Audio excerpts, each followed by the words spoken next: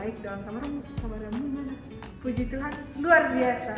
Teman-teman, gimana kabarnya? Pasti luar biasa juga dong.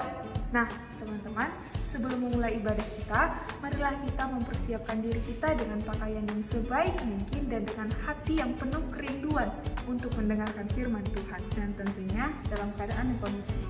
Selamat beribadah, Tuhan Yesus memberkati. Sebagai remaja milenial yang cenderung dikuasai oleh rasa khawatir, membuat kita lupa akan kebaikan Yesus dan pengorbanan Tuhan pada kita. Tuhan itu baik untukku dan untuk kamu. Yes, He is so good to you and He is so good to me. Dia sungguh baik, Dia sangat baik, Yesus, Dia baik bagiku. Dia sungguh baik, Dia sangat baik, Yesus, Dia baik bagiku.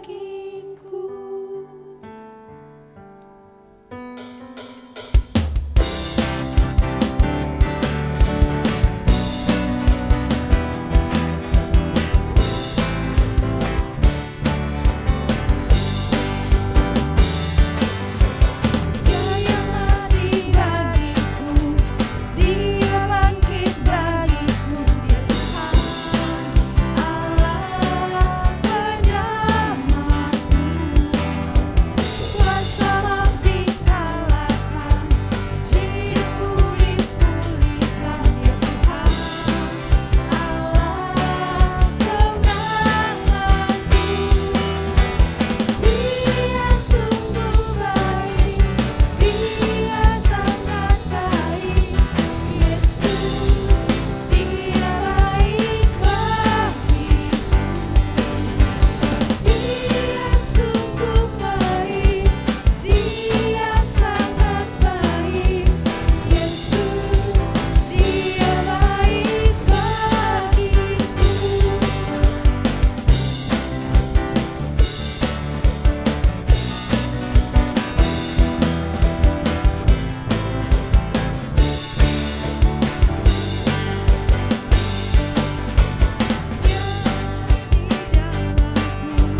Bergerak di dalamku, Dia Tuhan Allah kekuatanku.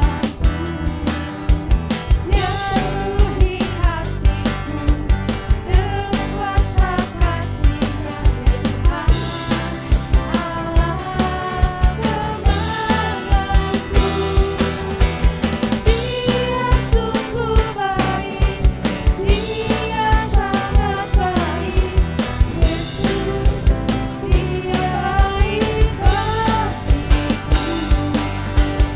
Dia sungguh baik, Dia sangat baik, Yesus, Dia baik bagiku. He is so good to you, He is so good to me, Jesus, He's so good to you and me.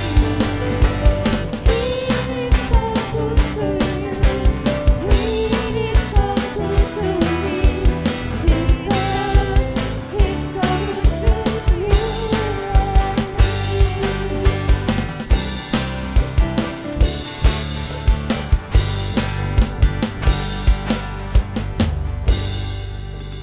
Bacaan kita pada pagi hari ini diambil dari Efesus 6 ayat 10 sampai 11.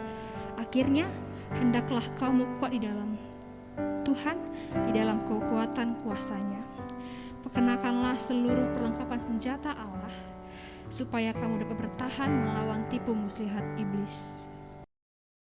Masih semangat kan? Semangat dong, tetap ingat bahwa Tuhanlah kekuatan iman dan keadilan yang menjadi perlindungan bagi kita.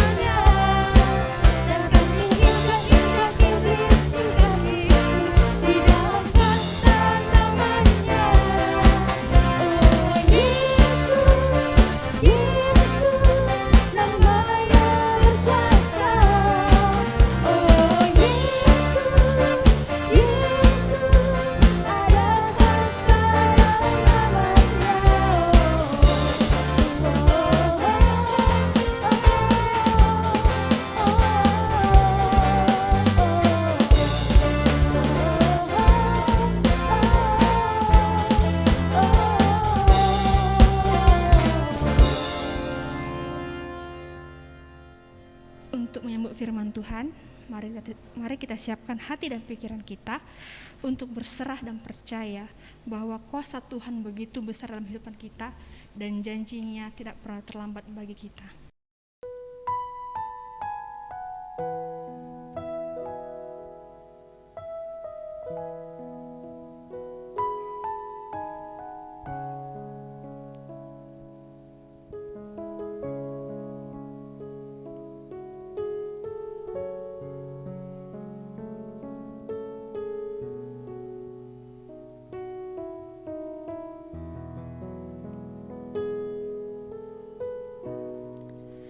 Kuasa-Mu terlebih besar, Tuhanku terlebih besar, tak pernah terlambat janji-Mu ya Tuhan menolong hidupku. Kuasa-Mu terlebih besar, Tuhanku terlebih besar, tak pernah terlambat janji-Mu ya Tuhan pulihkan hidupku.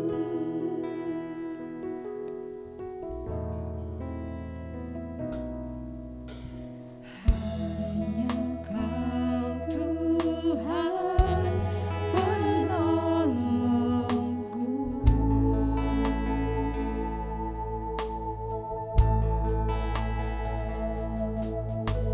yang selalu setia bersamaku.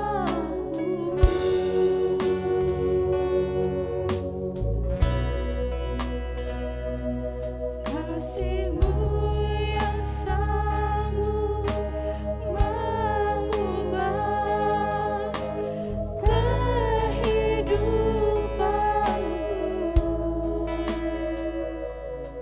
sungguh berserah, sungguh percaya. Kuasa-Mu terlebih besar, Tuhanku terlebih besar, tak pernah terlambat janji-Mu ya Tuhan menolong hidupku. Kuasa-Mu terlebih besar, Tuhanku terlebih besar, tak pernah terlambat janji-Mu ya Tuhan pulihkan hidupku. Kuasa-Mu terlebih besar, Tuhanku terlebih besar, tak pernah terlambat janji-Mu ya Tuhan menolong hidupku.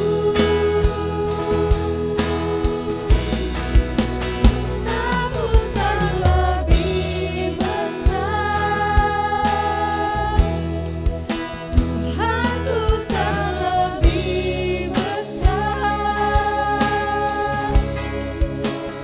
tak pernah terlambat janji-Mu ya Tuhan pulihkan hidupku. Mari kita berdoa. Tuhan Yesus, terima kasih atas kesempatan yang Tuhan berikan kepada kami hingga pada pagi hari ini. Tuhan masih memberikan kesempatan untuk dapat beribadah walaupun secara virtual. Tuhan Tuhan, sementara kami akan memasuki mendengar firman Tuhan, Bapa, berikan kami hikmat untuk dapat mengerti, dan biarlah Tuhan firman itu dapat bertumbuh dan berbuah di dalam hidup kami, dan biarlah Tuhan kami menjadi remaja yang takut akan Tuhan dan menjadi berkat bagi orang lain. Inilah doa anakmu, dalam nama Yesus kami berdoa syukur. Amin. Sobat muda dan remaja yang dikasih Tuhan, firman Tuhan pada hari ini saya ambil dari Amsal pasal 23 ayat yang ke-17 dan 18. Saya akan bacakan ya. Amsal 23 ayat 17 dan 18 demikian. Janganlah hatimu iri kepada orang-orang yang berdosa, tetapi takutlah akan Tuhan senantiasa. Karena masa depan sungguh ada dan harapanmu tidak akan hilang. Jadi tema firman Tuhan pada hari ini yaitu masa depan sungguh ada dan harapanmu tidak akan hilang. Nah, anak muda dan sobat muda, anak muda dan sobat remaja yang dikasih Tuhan, ada 3 hal dalam hidup kita yang tidak bisa kembali, yaitu waktu, kenangan, dan juga kesempatan. Dan ada juga 3 hal yang tidak dapat hilang dalam hidup kita, yaitu pengharapan, ketulusan, dan semangat. Mau bagaimanapun kehidupan kita, kalau namanya waktu, kenangan, dan kesempatan, kalau kita buang dengan sia-sia, maka itu tidak akan pernah kembali. 1 detik pun waktu tidak akan pernah bisa terulang, dia akan terus maju melangkah. Kenangan juga ya. Kita tidak akan pernah bisa lagi mengulang apa yang terjadi di belakang kita. Setiap peristiwa yang terjadi di belakang kita itu menjadi satu kenangan, entah itu kenangan yang indah ataupun kenangan yang buruk. Nah, ada 3 hal yang tidak dapat hilang dalam hidup kita, dan pengharapan, ketulusan, dan semangat. Nah, ketika kita masih hidup sebagai anak muda dan remaja, terutama pemuda-pemuda Kristen, pasti kita memiliki ketiga hal yang ada saya sebutkan tadi. Itu seorang anak muda diidentifikasikan dengan semangat, memiliki sejuta harapan, dan juga pasti menginginkan masa depan yang penuh dengan harapan. Seorang anak muda pasti juga dia memiliki hati yang tulus sebelum terkontaminasi ya. Nah, ketika saya bertanya kepada siswa-siswi tingkat SMA secara khusus, dan saya katakan, apa sih cita-citamu? Apa sih harapanmu di masa yang akan datang setelah kamu tamat dari SMA? Nah, sebagian besar pasti menjawab dan mengungkapkan bahwa mereka ingin berhasil, mereka ingin sukses, mereka mau meraih cita-cita mereka, dan juga ada yang mengatakan, aku ingin menjadi dokter, aku ingin menjadi polisi. Ada juga yang mengatakan, aku ingin menjadi seorang tentara. Bahkan ada yang mengatakan, aku mau masuk ke fakultas hukum supaya aku bisa jadi hakim ataupun pengacara. Berbagai macam profesi mereka pilih, yang mereka inginkan setelah mereka tamat SMA. Tidak salah, memang seorang anak muda, anak remaja, pasti dia menginginkan cita-cita. Melewati cita-cita itu dia menginginkan kehidupan yang berhasil. Ada juga yang mengatakan, Bu Yeti, saya tidak mau melanjutkan perguruan, saya mau bekerja. Boleh-boleh saja, sah-sah saja ya. Tetapi saya bertanya, tidak ada yang mengatakan, Bu Yeti, saya mau menjadi pengangguran, atau Bu Yeti, saya mau menjadi seorang yang miskin. Tentu ya tidak ada satupun yang mengatakan demikian, dan itu adalah hal yang wajar. Tapi kalau ada yang mengatakan saya mau gagal ataupun saya mau menjadi orang yang miskin, itu adalah orang yang tidak wajar. Nah, anak-anak muda, apapun pilihan yang kalian lakukan, apapun pilihan yang kalian inginkan, pasti kita menginginkan sejuta harapan. Itu memang harus dimiliki oleh anak muda, itu memang harus dimiliki oleh anak-anak remaja ya.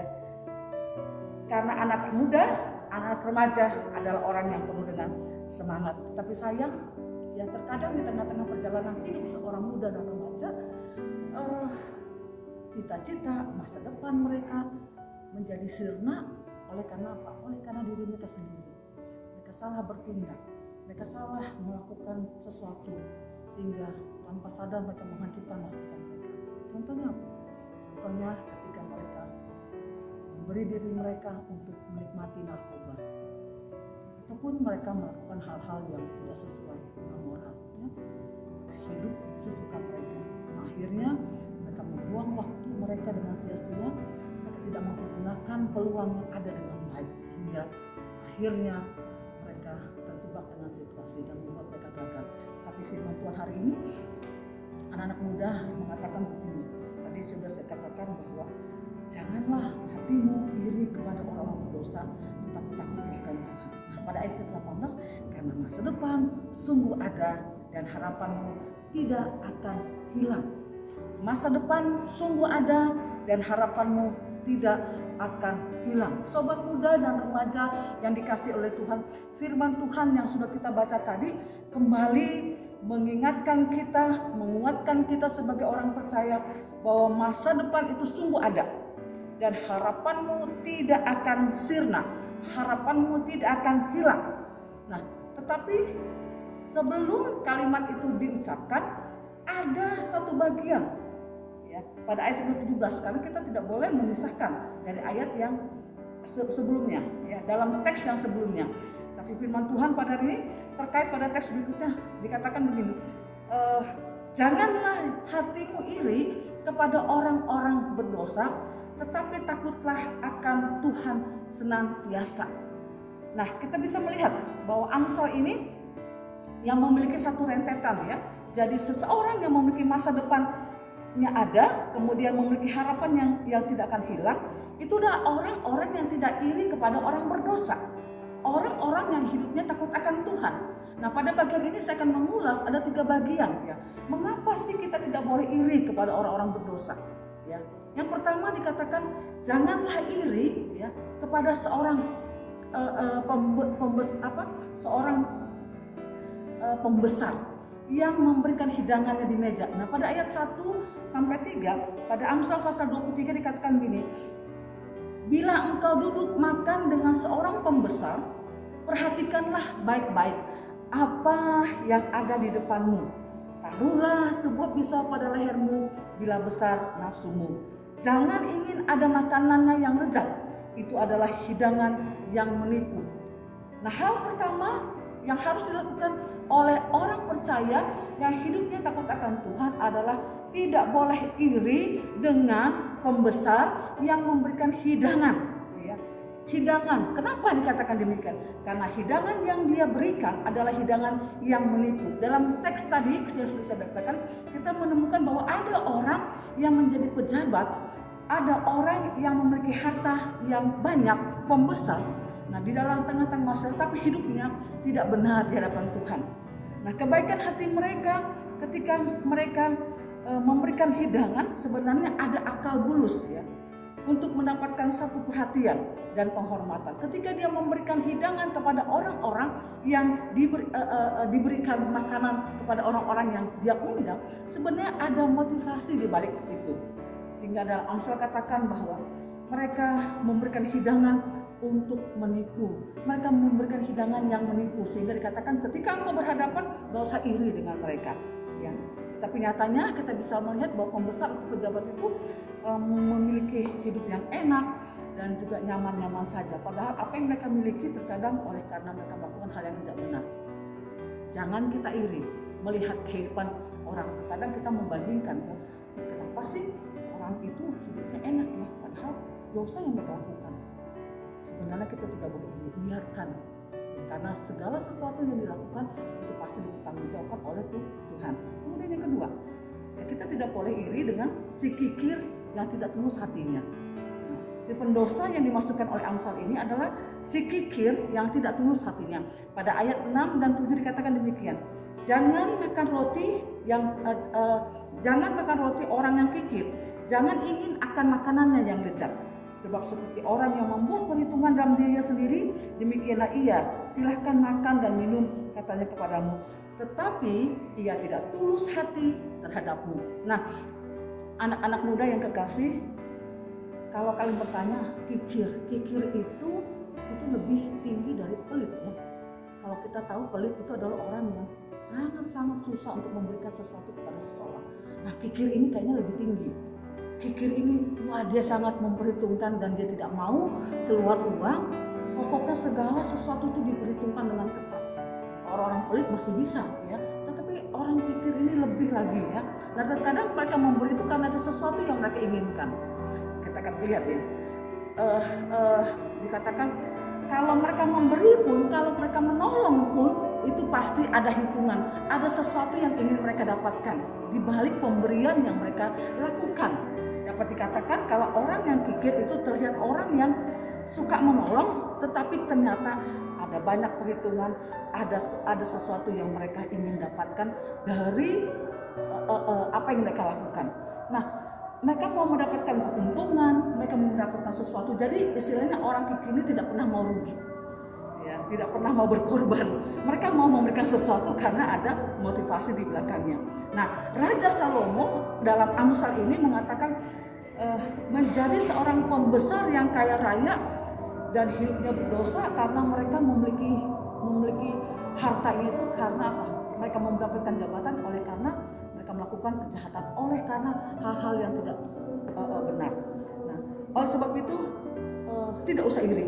Nah, bukankah situasi yang dialami oleh Raja Salomo pada saat itu tidak berbeda jauh dengan apa yang terjadi di tengah-tengah kita? Ya.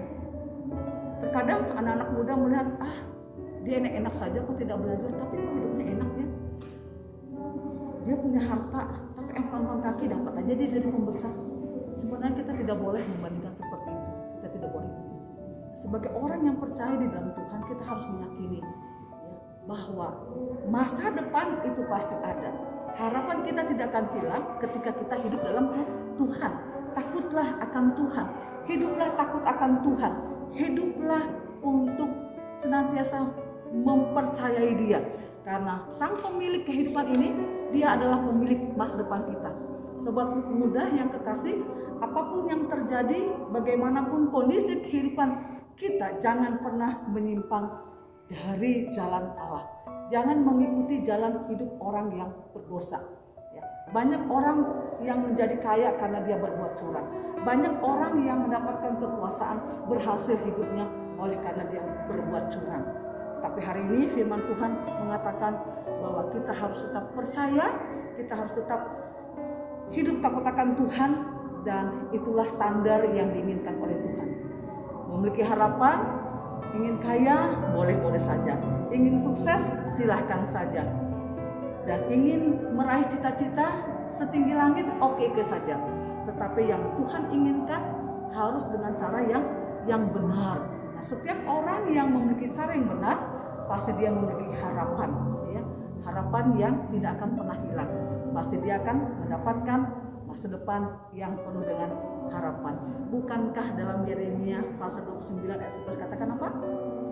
Dikatakan bahwa rancangan Tuhan dalam kehidupan setiap orang percaya adalah rancangan yang mendatangkan damai sejahtera.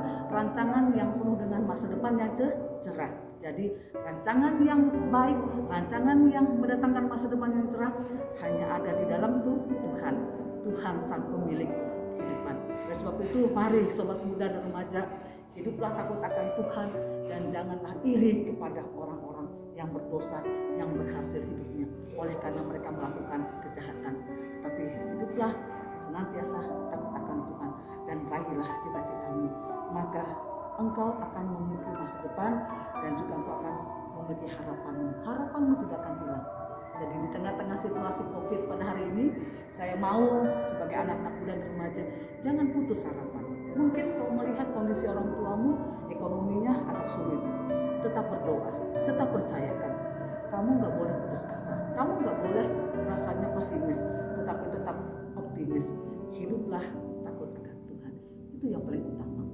Biarlah firman Tuhan pada hari ini memberikan semangat kepada kita semua agar kita menggantungkan tetap harapan kita kepada Dia, Allah kita yang hidup, sang pemilik kehidupan, dan juga merancangkan masa depan yang penuh dengan harapan bagi setiap orang yang percaya kepada-Nya.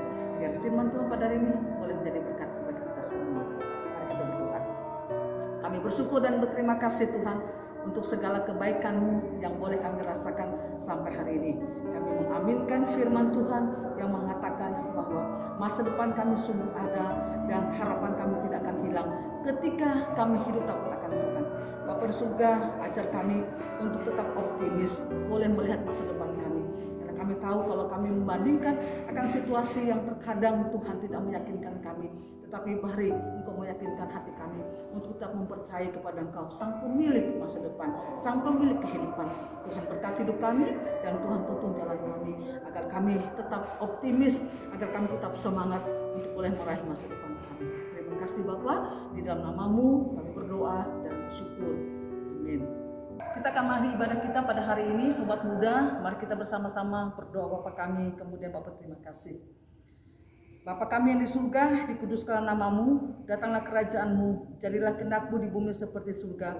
Berilah kami pada hari ini makanan kami secukupnya, dan ampunilah kami akan kesalahan kami, seperti kami juga mengampuni orang yang bersalah kepada kami.